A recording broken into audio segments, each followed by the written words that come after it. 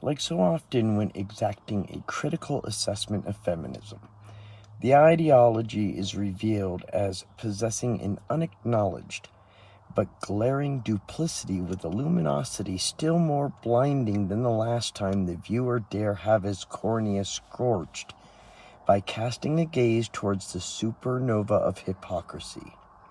Even the staunchest opponents of the movement, its veneer of benevolence growing thinner as its power-hungry hatred of men grows more blatant, like to assert, but first-wave feminism started off in the right place.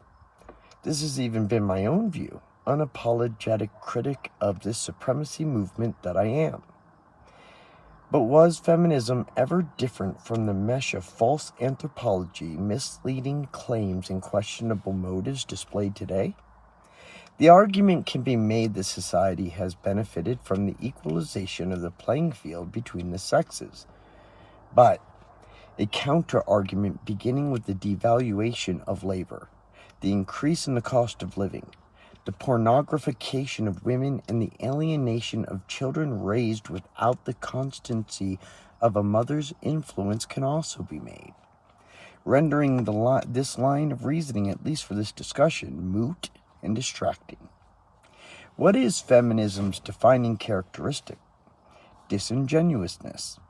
The art of the double standard, inevitably leftist in its inability to apply its critical reasoning or expectations to itself. What highlights this underlying lack of integrity the clearest is first-wave feminism itself, evolving out of the abolitionist movement and re-solidifying as the suffragettes. A women's right to vote. Perfect example of the pervasiveness of the totalitarian impulse inherent in liberalism.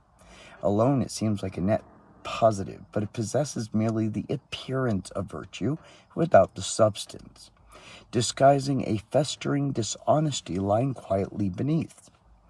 This is the nature of authoritarianism, calling things what they are not, inversion communicated through doublespeak, or more accurately, truth only made evident by what is not said. Why were men enfranchised? Why did we have the right to vote? Because we were subject to the draft. This right came with a duty. It was the men called to run against a Gatling gun and suffer amputation without anesthesia during the Civil War.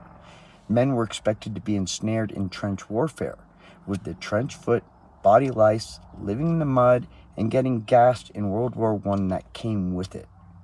Men were required to face machine gun embankments while storming the beaches of Normandy on D-Day.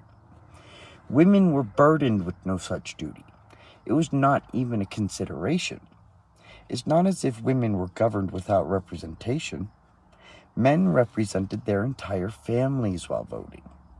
The inequality, had it existed, would have been to call these men to Europe to be blown apart and chewed up during the onslaught of the planet's first industrialized war by politicians placed into power by people who didn't have the duty to fight, women.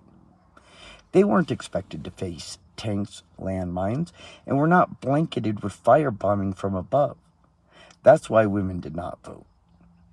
Did the suffragettes offer themselves up to be chewed to bits by the mandibles of the war machine?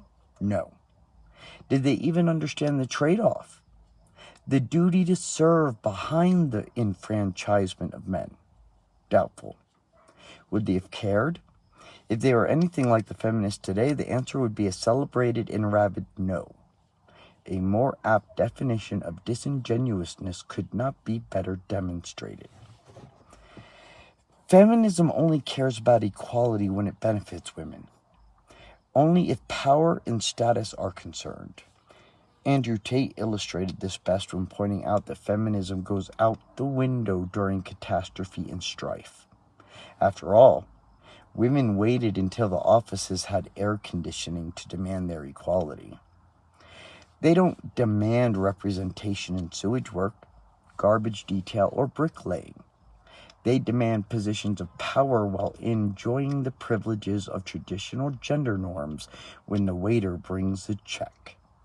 Disingenuity. Feminists claim that civilization was built by men for men's benefit. Wrong. Everything heterosexual men have ever done was to attract, engage, maintain, and provide for women. If it was up to us, we would still be killing large game with sharpened rocks, happy to have a cave with a fire to come home to. But let's assume the biased accusation made by the feminists is true. In this case, the axis around which the entire ideology revolves is the statement, you invented, engineered, and built this, but now that the creation is neatly polished, we have the right to usurp and control it. You produced it, but it belongs to us. This is what they call equal rights, exactly what it is not. Entitlement, usurpation, and control. Doublespeak, the language of the tyrant. Then again, what do I know? I'm just some punk who cares.